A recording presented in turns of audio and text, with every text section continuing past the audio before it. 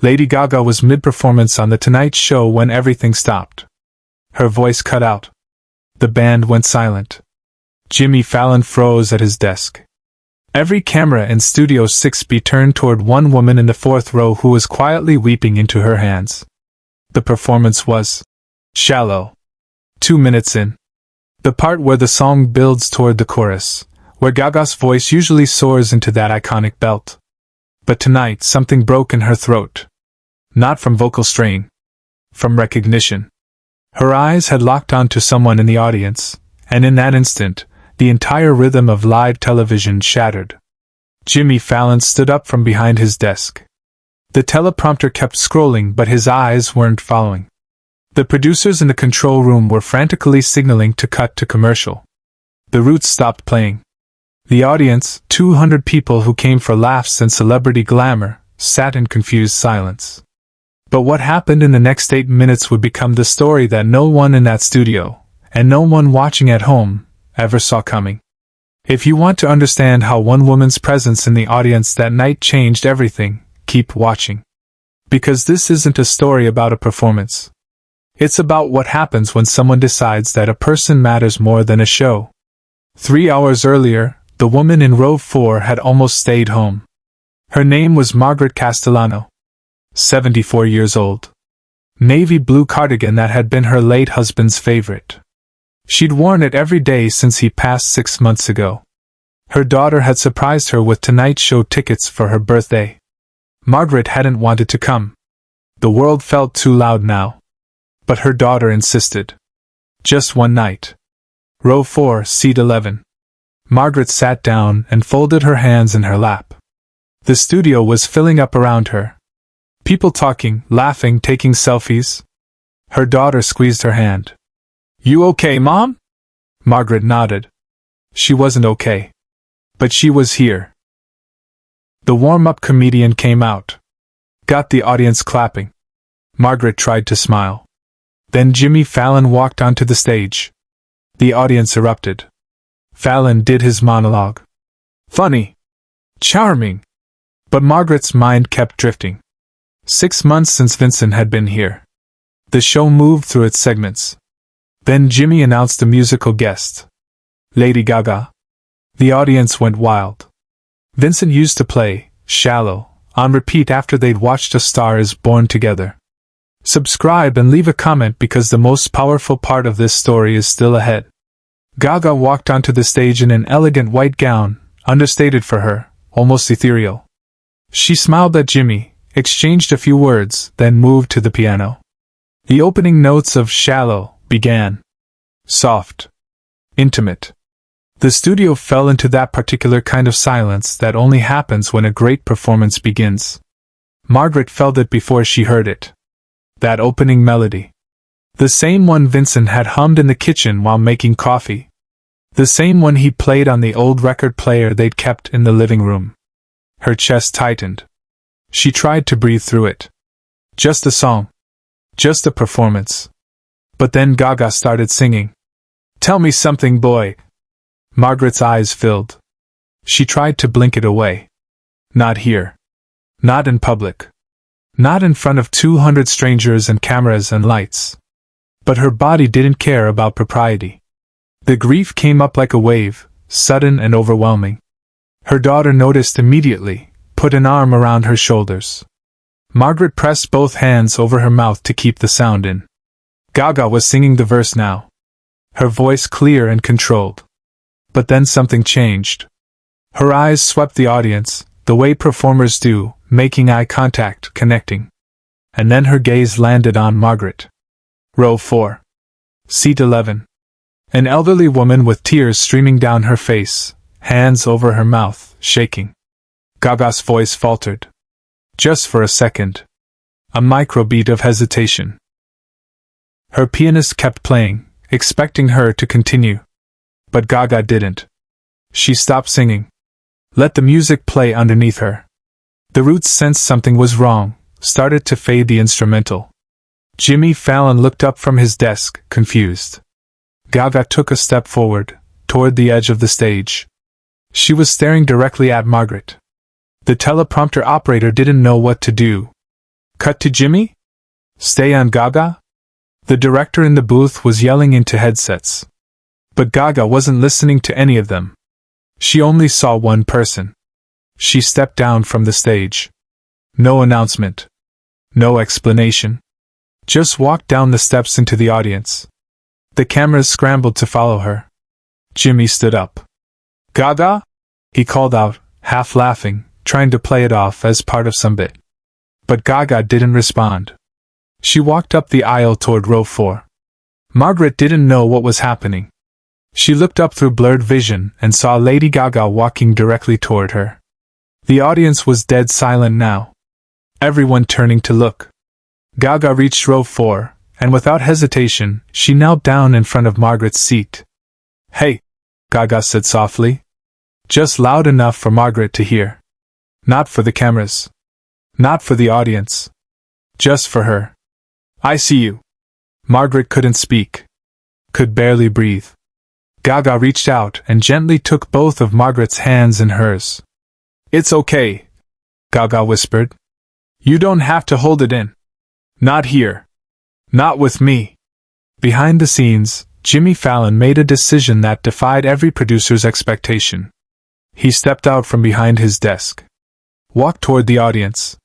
The producers in the control room were shouting at him through his earpiece to go to commercial, to salvage the segment, to do something. But Jimmy pulled the earpiece out and dropped it on the floor. He walked up to where Gaga was kneeling in front of Margaret. What's your name? Jimmy asked, his voice gentle. Margaret tried to answer but couldn't get the words out. Her daughter spoke for her. This is my mom, Margaret. We lost my dad 6 months ago. This song was his favorite. Jimmy's face changed. That performer's mask that television hosts wear, the one that keeps everything light and moving, dropped completely. He knelt down beside Gaga. Two global superstars on their knees in front of an elderly woman in a navy blue cardigan, while 200 people and millions of television viewers watched. I'm so sorry, Jimmy said. And he meant it. You could hear it in his voice. Not the sympathetic tone of someone offering condolences. The actual weight of empathy. Of understanding that this woman's pain was real and present and mattered more than the show, more than the schedule, more than anything else in that moment. Gaga still held Margaret's hands. What was his name? She asked. Vincent, Margaret whispered. Tell me about Vincent, Gaga said. And just like that, in the middle of a taping of The Tonight Show, with cameras rolling and an audience watching, Margaret started talking about her husband. How they'd met. How he proposed. The way he used to dance with her in the kitchen. How he'd loved this song. How she'd been so angry at him for leaving her behind. Jimmy sat down on the floor. Cross-legged. Like a kid listening to a story. Gaga never let go of Margaret's hands. The audience wasn't laughing or applauding. They were just listening. Present.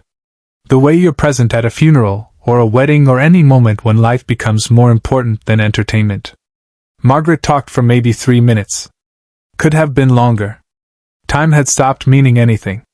And when she finished, when the words ran out, she looked at Gaga and Jimmy and said, I'm sorry. I ruined your show. But this is the moment no one in the studio, and no one watching at home, ever saw coming. Jimmy shook his head. You didn't ruin anything, he said. This is the most important thing we'll do all year. Gaga reached up and took off the small silver necklace she was wearing. A simple chain with a small pendant, a bird in flight. This was my grandmother's, Gaga said. She gave it to me before she passed. She told me to give it to someone who needed to remember that grief doesn't mean you're stuck. It means you loved someone enough that losing them changed you. She put the necklace in Margaret's hand and closed her fingers around it. Vincent is still with you, Gaga said. Every time you hear this song. Every time you remember dancing with him. He's there. And you don't have to be okay yet. But you will be. Margaret started crying again, but differently now. Not the grief that feels like drowning. The grief that feels like release. Gaga hugged her. Then Jimmy hugged her. Her daughter was crying too. Half the audience was crying. Even the Roots drummer had tears running down his face. Jimmy stood up slowly, looked at the audience, then looked directly into the main camera. "We're going to take a break," he said. "And when we come back, if Margaret wants, we're going to finish this song the right way." The producers cut to commercial. In the break, Margaret's daughter asked if they should leave, if this was too much. But Margaret shook her head. She looked at the necklace in her hand. The silver bird. "I want to stay," she said. When they came back from commercial, Jimmy addressed the audience, both in the studio and at home. He explained what had happened. He didn't make it cute or funny. He just told the truth. "Sometimes," he said, "we have to stop and recognize that someone in the room is hurting. And that matters more than anything else we had planned." Gaga returned to the piano. But before she started playing, she asked Margaret if she wanted to come sit by the piano. Margaret hesitated, but her daughter nudged her. And with the help of 2 production assistants, Margaret walked down to the stage and sat in a chair they brought out, just a few feet from where Gaga sat at the piano. Gaga started playing Shallow again. But this time it felt different. Slower. More deliberate. When she got to the chorus, to the part where her voice usually soars, she didn't belt it. She sang it softly. Intimately. Like she was singing to one person. And she was. When the song ended, the audience stood. Every single person. They weren't applauding the performance. They were applauding Margaret. For being there. For being brave enough to feel her grief in public. For reminding all of them that behind every face and every audience is a whole world of love and loss and survival. Share and subscribe. Make sure this story is never forgotten. Margaret went home that night with Gaga's necklace around her neck. She wore it every day after that. Not because it was from a celebrity, but because it reminded her of what Gaga had said. That grief doesn't mean you're stuck. It means you loved someone enough that losing them changed you. Jimmy Fallon later said in an interview that the producers wanted to cut that segment entirely. Too raw. Too off-script. Too much of a risk that audiences wouldn't know how to respond. But he fought to keep it in. He said it was the most real moment he'd ever experienced on television. That sometimes the most important thing you can do is stop the show. Stop the jokes. Stop performing. And just be a human being who sees another human being in pain. Gaga never spoke publicly about that night in detail. But she did post a photo on social media a few weeks later. It was the silver bird necklace. The caption just said, "For Vincent. For Margaret. For everyone who's still learning how to live after loss." The Tonight Show received thousands of messages after that episode aired. Not from people commenting on the entertainment value. From people sharing their own stories of loss. From people saying they'd felt seen for the first time. From people thanking Jimmy and Gaga for showing that it's okay to not be okay, even in a room full of laughter. Margaret's daughter later reached out to the show to say that her mother had started living again after that night. Not in the big, dramatic way. In the small ways. She started going out more. Started talking to Vincent's old friends. Started playing Shallow without crying every time. The necklace became a talisman. A reminder that Vincent was still with her, that love doesn't die just because the person does.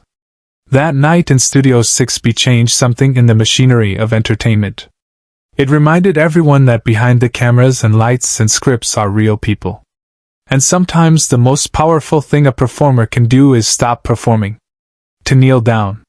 To hold someone's hand. To say, "I see you," and mean it. Jimmy Fallon still keeps a photo from that night in his dressing room. It's not a professional shot. It's grainy, taken on someone's phone from the audience. It shows him sitting on the floor next to Gaga, both of them looking at Margaret. He says it reminds him why he does what he does. Not to be famous. Not to get laughs. But to create moments where people feel less alone. Lady Gaga kept something too. The set list from that night. The one that had Shallow written on it with a note next to it that said, "Full performance." She crossed it out and wrote 2 words instead. For Margaret. Because sometimes the most important performance is the one you stop. The most powerful song is the one you pause. And the greatest moment on television is the one where you remember that behind every seat, every face, every viewer, is a human being carrying something heavy. Margaret Castellano taught an entire studio, and millions of people watching at home, that grief doesn't have to be hidden. Jimmy Fallon taught us that breaking protocol can be an act of love. And Lady Gaga reminded us that sometimes the most important thing you can do is stop the world for someone who needs it. The silver bird necklace still hangs around Margaret's neck. A symbol of flight. Of freedom. Of the courage it takes to keep living after loss. And every time she touches it, she remembers Vincent. Not with crushing sadness, but with gratitude. For the love they had. For the 47 years they shared. For the song that brought her back to life. That night in Studio 6B, something changed. Not just for Margaret. For everyone who witnessed it. Because sometimes it takes a moment like that to remind us what really matters. Not the jokes. Not the applause. Not the entertainment. Just being present for another human being.